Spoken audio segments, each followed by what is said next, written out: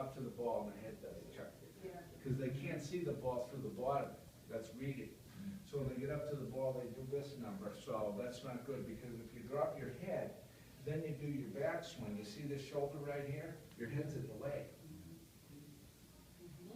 Chin has to be out so the shoulder can come under. Okay? So here's what works pretty good. Single vision glasses or a bifocal that's upside down. Yeah, the occupational glasses. They'll put the reading department on the top. They work great. Just so long as you see the ball through the bottom of your glasses, it'll help you from dunking your head there. Okay? Now, when you're home in practice, be careful how much you bend your knees. You know, if you bend your knees a lot, what you might notice is your hips slide forward. When we straighten the knees some, where are the hips going? They go back some. So small knee break. Now when you're watching golf on TV, you're going to see a lot of great players on TV bend their knees a little more than I have you do. If you want to, go ahead. But you got to watch it doesn't break down your hips. Here's Jack Nicklaus bending his knees a fair amount. But where's his hips? Aha, way back.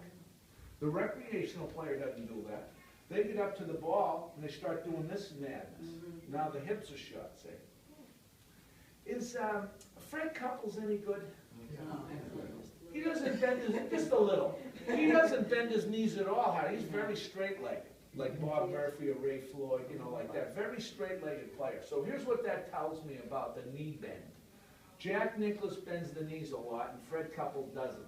You know what that means? It doesn't make a difference how much you bend your knees.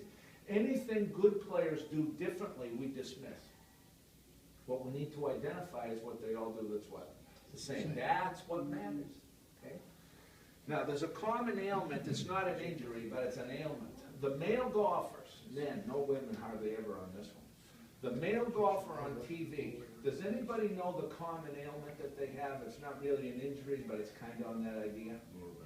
Not muscle spasms in the low back. Just like Tiger last week. A few weeks ago, Nicholson withdrew from Torrey Pines, you know, who's doing, and then all of a sudden his back started flaring up.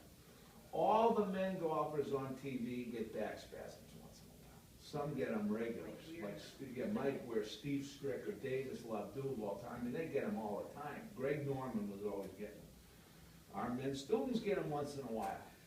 You should have felt it from what we just did a little while ago. The first thing that always happens is you go play a great round of golf.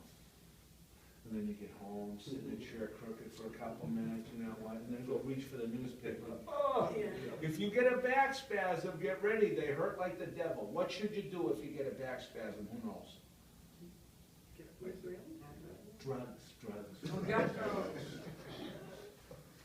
One of the guys yesterday said, well, shouldn't you stretch it? Not now. It's spasming. You got to wait a day or two. How about that one?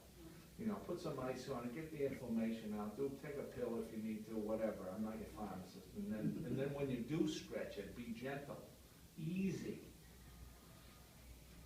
Maybe if we stretch a little before we play, and then a few minutes when we're done, maybe you don't get it in the first place. Drink enough water. Spread out a little, please.